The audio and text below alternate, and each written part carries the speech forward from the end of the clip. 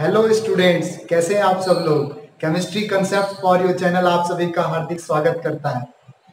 11th class students, पिछले lecture में आपको मैंने some basic concept of chemistry के अंदर मैटर की क्लासिफिकेशन के बारे में बताया था, जो कि फिजिकल स्टेट्स के रूप में थी, यानी पदार्थ की भौतिक अवस्था के आधार पर वर्गीकरण, जो कि 3 रूप में आपने देखा था, ठोस, द्रव और गैस, सॉलिड, लिक्विड और गैस, जिसका डिटेल इंफॉर्मेशन पिछले वीडियो में है, आप जाकर के देख सकते हैं और पूरा वीडियो आपने देखना चाहिए, तभी आपको सिस्टमेटिक तरीके से नॉलेज आएगा।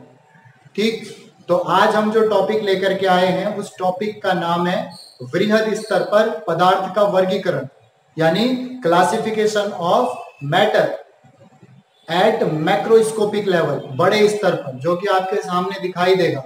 तो पदार्थ को 2 तरह से वर्गीकृत किया जाता है, मिश्रण और शुद्ध पदार्थ, mixture and pure substance. Mixture को आप कैसे डिफाइन करोगे, कैसे परिभाषित करोगे?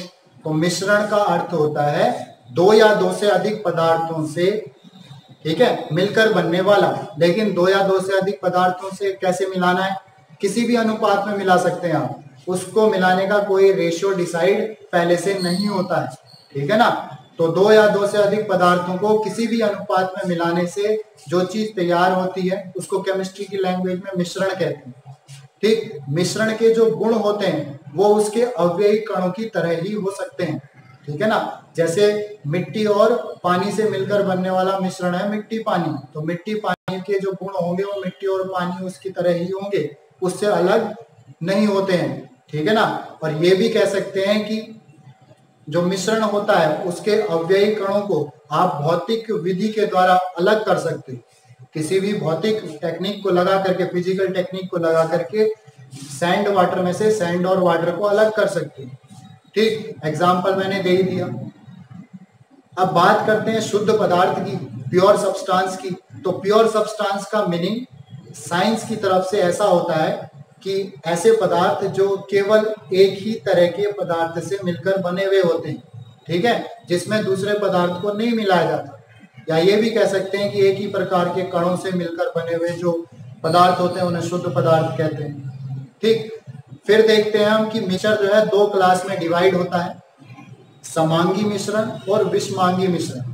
समांगी मीन्स होमोजीनियस और विषमांगी मीन्स हेट्रोजीनियस। तो होमोजीनियस मिक्सचर क्या होता है? जिसमें कि 2 या 2 से अधिक जो पदार्थ हम मिला रहे हैं वो इस तरह से मिल जाए कि पूरे में एक रूपता आ जाए, ठीक है, यूनिफॉर्म डिस्ट्रीब्यूशन हो जाए।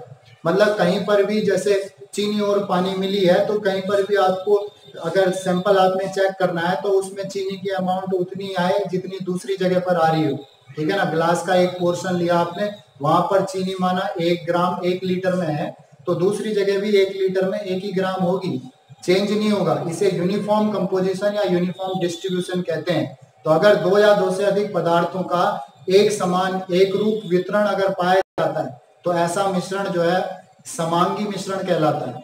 समांगी मिश्रण के बहुत सारे एग्जाम्पल हैं, जैसे एयर है, ठीक है, air is a mixture of gases, but कैसा mixture? Homogeneous mixture. Important question है, ठीक है ना। एयर में बहुत सारी गैसें मिली हुई होती हैं, तो इन सब गैसों को जो मिलाया गया है वो निश्चित अनुपात में नहीं मिलाया गया, वो मिली हुई है लेकिन एक रूप में मिली हुई है, तो ऐसा मिश्रण समांगी मिश्रण कहलाता है। और भी एग्जाम्पल है, मिश्र धातु, 2 या 2 से अधिक धातुओं को मिलाने से जो बनता है उसे मिश्र धातु कहते हैं, इंग्लिश में एलॉय कहते हैं, ठीक है ना। तो alloy are also example of homogeneous mixture. आगे हम इसी को 12th क्लास में कैसे पढ़ते हैं? Homogeneous mixture is also called solution, ठीक है ना। विलियन, विलियन भी कहा जाता है इसको, जो हम 12th क्लास में पढ़ेंगे। ठीक, तो दूसरा तरह का जो मिश्रण होता है वो विषमांगी मिश्रण होता है। विषमांगी मिश्रण मीन्स 2 या 2 से अधिक पदार्थों के मिलने से बना ऐसा मिश्रण जिसमें एक रूपता ना आती हो, ठीक है। जैसे मिट्टी पानी है, कहीं पर मिट्टी पूरी तरह से घुल जाती है, कहीं पर मिट्टी के कंकड़ पत्थर रह जाते हैं, ठीक है। तो यूनिफॉर्म डिस्ट्रीब्यूशन जिसमें ना दिखे उसे हम लोग हेट्रोजीनियस मिक्सचर कहते हैं।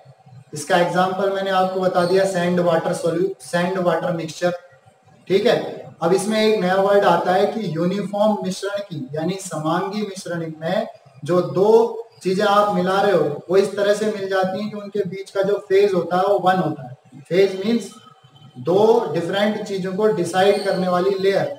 तो जब दो चीजें इस तरह मिल जाएं कि वो पूरी तरह से घुल जाएं तो उसे हम लोग सिंगल फेज कहते हैं। अगर दो ऐसी चीजें हैं जो पूरी तरह से नहीं मिल रही हैं, कुछ अलग दिख रहा है कुछ अलग, तो वहां पर फेज मोर देन वन हो जाता है, ठीक है ना।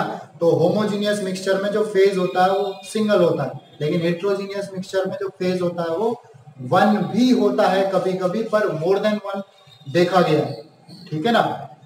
तो इसके बाद आगे बढ़ते हैं। शुद्ध पदार्थ पढ़ा था हमने। शुद्ध पदार्थ का क्लासिफिकेशन यानी pure substance further classified into two classes. कौन कौन सी? एलिमेंट्स एंड कंपाउंड्स, यानी तत्व और यौगिक, ठीक है। शुद्ध पदार्थ का वर्गीकरण किसमें हो गया? तत्व और यौगिक में। पहले पढ़ेंगे तत्व क्या होता है। तो एलिमेंट्स क्या होते हैं? Elements are those substances which are made up of single type of particles.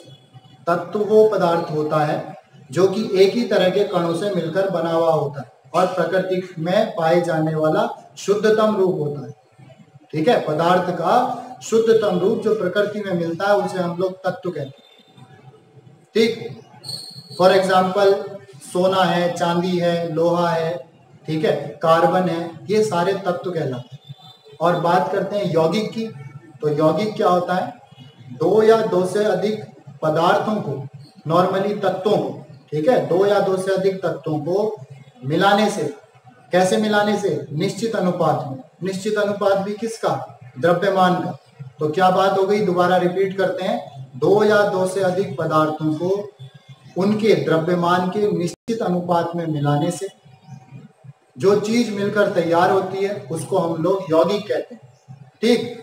यौगिक की क्या क्या खास बातें होती हैं? यौगिक जिन दो पदार्थों से या दो से अधिक पदार्थों से मिलकर बना है उनसे बिल्कुल अलग प्रॉपर्टी रखता है।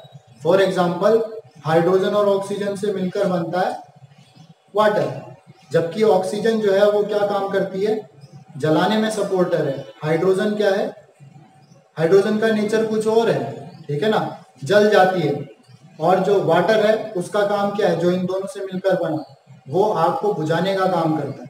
तो जिन दो चीजों से मिलकर वाटर बना है उन दोनों से वाटर की प्रॉपर्टी बिल्कुल मैच नहीं करती। तो यौगिक जिन अव्ययी पदार्थों से मिलकर बना रहता है उससे बिल्कुल उसके गुण मैच नहीं करते हैं। और तीसरा पॉइंट यौगिक के बारे में, यौगिक में से जो उसके अव्ययी कण हैं उनको अलग करने के लिए आप किसी भी भौतिक टेक्निक का इस्तेमाल नहीं कर सकते। फिजिकल टेक्निक से आप इसको अलग नहीं कर पाओगे। आपको केमिकल बॉन्ड तोड़ना पड़ेगा, केमिकल प्रोसेस लगानी पड़ेगी, तभी यौगिक से उसके जो अव्ययी कण हैं अलग होंगे। मतलब वाटर से आपको हाइड्रोजन और ऑक्सीजन अलग करना है तो आप हाथ से छांट करके नहीं कर पाओगे, ठीक है ना। आपको केमिकल प्रोसेस लगानी पड़ेगी, उससे फिर क्या होगा?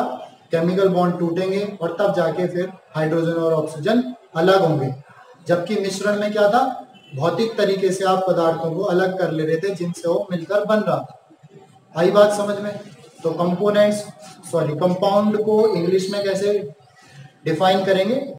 Compounds are those substances which are formed by mixing of two और more substances in fixed ratio according to the mass, ठीक है, मास के अकॉर्डिंग मिलने चाहिए, ठीक। तो एग्जांपल्स कंपाउंड के मैंने बता दिया, वाटर है, CO2 है, बहुत सारे एग्जांपल्स हैं, ठीक है। NaCl है, सॉल्ट आप जो यूज करते हैं घर पे।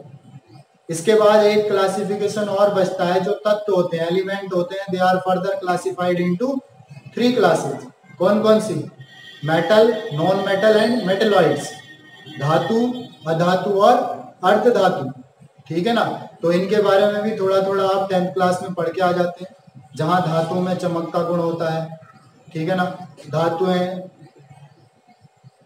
करंट और हीट को प्रवाहित करती, ठीक है ना। धातुएं अधिकतम ठोस होती हैं। अधातुओं के गुण क्या होते हैं? विद्युत और ऊष्मा के कुचालक होते हैं, ठीक है। और अधिकतम जो है वो गैसियस स्टेट में मिल रही है, ठीक है।